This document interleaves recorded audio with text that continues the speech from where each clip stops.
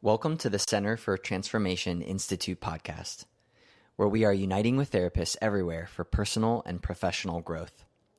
Your journey starts here at the place therapists grow. So when I was a little kid, my mom, I thought she was very odd. Now I realize she is very wise. But she would do this thing where she was befriending people of all walks of life. And sometimes those people, my sister and I viewed as very annoying, right? Or difficult to be around. She was friends with several people who had intellectual difficulties. And one woman would get mad at her sometimes, and then she would call in the middle of the night and hang up. And then another woman didn't ever wear body deodorant, right? She never wore deodorant. And so if mom would go pick her up and take her somewhere, my sister and I would literally stick our heads out the window of the car because it smelled so badly. Another boy that she was friends with, a young man, he had autism, and he wanted to always come over to my house and ask me questions about how much cheese I ate that day. And he was like doing some kind of a charting of cheese eating for people. It was very interesting. And my mom just treated these people with such dignity and joy. She really interacted with them in a way that made them feel like not less than, like they're human and they're worthy of her time and attention, and not like they were someone that she didn't want to interact with. They felt like they were somebody around her. I don't think I really understood it back then. And especially as I grew to be a teenager, I was really maybe annoyed with my mom about this. But at some point, I started to shift. I think it was later teens and college. I started to shift, and I started to understand this very kind. And as I've come across the life model curriculum, I'm realizing, my mom knew more than I thought she did. As I read the book Joy Starts Here, I thought, my mom understood this from a young age. And I think it's because she knew Jesus, and Jesus is a joy starter. Jesus treats others with dignity. And when we know the Lord, we take on the character of Christ, we become like him. So all of that leads me to say that the episode today is going to be focused on one aspect, the first aspect of the first pillar of life model. So if we think about the pillars, they're first mentioned in Joy Starts Here. There are 3 pillars. And if you've looked at our infographic that's going to be on sale on our website very soon, website is cftinstitute.com. If you look at the pillars, there are 3, and they are a multi-generational community, relational or brain relational skills, relational brain skills, however you want to say that, and then also Immanuel presence. And so we are going to be doing some episodes hyper-focused on each of these things, but today's episode is going to be focused on multi-generational community and the first aspect of that. Because multi-generational community is a complex concept. And in Joy Starts Here, they talk about multi-generational community being the transformation zone, the place where we actually change, right? And I think as we are embracing the generations, we're also embracing the multiracial community, right? We're embracing also multi-gender. We're embracing male and female and who we all are as humans, that we're not an us and them, that we're an us, right? And that humankind is one type of person, and that as we love God, we are being transformed into his love for all humans. We are growing in our ability to treat everyone like they are God's child, and no one is our enemy. So when we kind of go into that first pillar of multi-generational community, and we talk about that first aspect of the first pillar, we are going to break down the concept of the weak and the strong living together, or doing life together, interacting together, right? So let me just review what all 3 aspects of that multi-generational community transformation zone are. It's The weak and the strong together and interacting. Tender responses to weakness always being the rule. And in the interactive presence of God maintains shalom, maintains peace. So we are going to focus on this idea of the weak and the strong living together in community and interacting. When I tell that story about my mom, when I think about that, I consider the idea that she understood the concept and was acting out in that way. Now, my mom was stronger in a lot of ways than some of the people that she would embrace, right? She was stronger maybe intellectually, in her social status, in the way that she looked, those kinds of things, right? But when it came to her value as human, it's all the same. And so I think that gets a little confusing when you say the weak and the strong, because in our culture we view the term weakness as something that is negative, but it's not.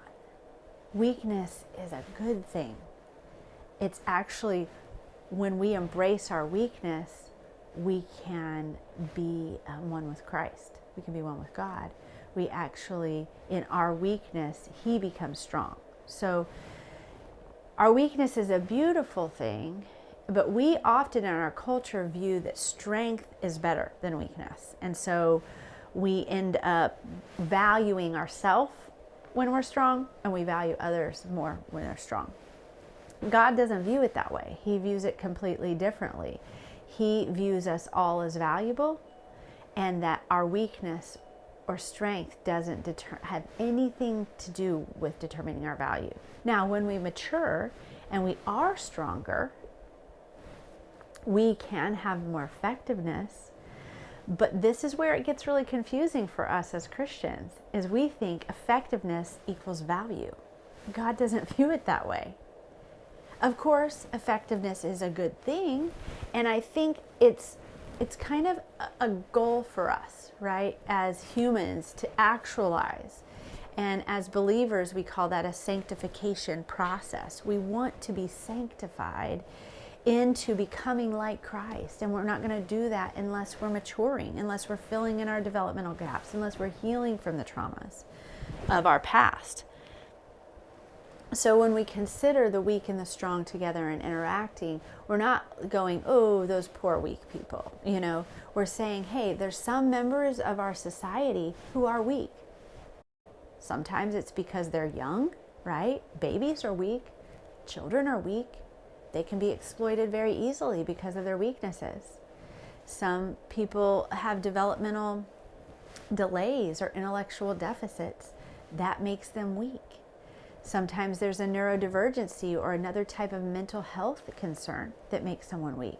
Sometimes it is some type of a handicap, right, with the physical body that creates a weakness in somebody, or a disease that creates that.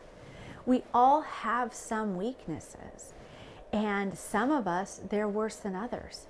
Sometimes we're born into family systems that do not allow us to grow.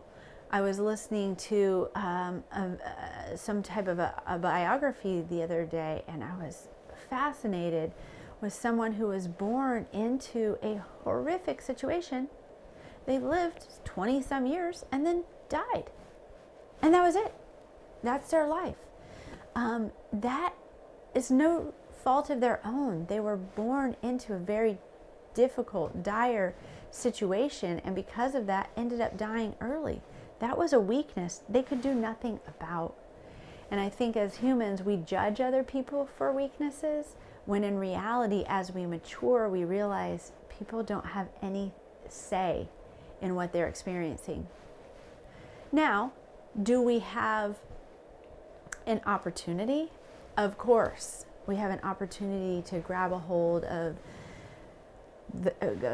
God and grab a hold of other community members and grow our ability to face our weaknesses and grow them into strengths. Use our strengths to use our weaknesses and put them into a space of strength. We can definitely do that, But that's not necessarily always happening. And I feel it seems like we're very judgmental of each other because of that. So when we come back to this concept, the weak and the strong together and interacting, what we are considering is that people who are born into more healthy or stable situations where they don't have the same types of deficits are actually interacting with people who are born into very difficult situations, and not just for the sake of pity or for the sake of philanthropy, but just because of love. Just because we're being like Christ, just because we're seeing in another human their value, just because they exist, not because of what they do, not because of how they make us feel, not because of what they look like, not because of what they are going to give back to us. Now that is some pretty amazing maturity, to be able to sit with someone who may not look beautiful to our eyes, who doesn't have the money or the fame or the nice car or house, who may not be able to hold a strong intellectual conversation, but we can sit with them and see what God sees. We can see them through the eyes of heaven, and we can invite them into our community, not just because we're going to the soup kitchen to hand them a bowl of soup, or because we're going to drop off some Christmas gifts at their house and make ourselves feel good. Not for those reasons, but because they're valuable, they belong. Now, of course, there's times when people are not safe for us to be around, and we have to think about that, right? Actually, a lot of times the people who aren't safe appear very strong, but their psychology and that idea of kind of being deceptive and tricking people, and maybe their narcissism or psychopathology make them not safe for other humans. And so we have to discern that is weakness, but we also have to be tender to our own weaknesses as well, and not interact with people who are going to harm us. Yet we can be wise in the way that we are connecting. In the book, Living from the Heart Jesus Gave You, that team of authors talks about the idea of spiritual adoption and what that looks like. And I think that's what this is about. It's the weak and the strong together and interacting, right? It's who in my community is someone who doesn't have a place to belong. Maybe there is a place that they belong, but it's not a healthy space. It's not a space where they're actually able to grow and be seen for who they truly are through the eyes of heaven. When we are the weak and the strong interacting together, what happens is people who have some weaknesses and deficits, when they're seen and enjoyed, truly enjoyed for who they are, it triggers something inside of them that makes them hopeful about who they are, makes them believe in themselves, makes them see themselves outside of the lens of the faulty identity reflection they've been getting, and it makes them see themselves differently. And so as therapists, this is what we want to do for our clients, right? I think I've been in therapeutic communities as a professional for almost 20 years now, and I know sometimes we are at fault for talking about our clients in a way of, oh, this person's just so difficult. And especially when it's a certain type of personality disorder or a certain type of diagnoses. And I just, in the last several years, have just felt such a strong conviction about talking or even thinking about people from that lens. Because that is not the way that God sees things. God sees us all as valuable. And the fact that I am more excited to see one person on my list of clients for the day than I am to see another has to do with my weaknesses. Doesn't have to do with their weaknesses. It's because I'm not strong enough to love well the way that Jesus does. So I hope that for us as therapists, we can take this concept in, the weak and the strong together and interacting, not just in my room on my couch, but also in my neighborhood, at my church, in my children's school, that I'm actually building. Wilder calls it like this. He says, we're building loyalty around weakness. That as gentle protectors, we're coming around people who have weaknesses, and we're being strength for them. And we're saying, you matter, you're valuable. There's something about you that's really special.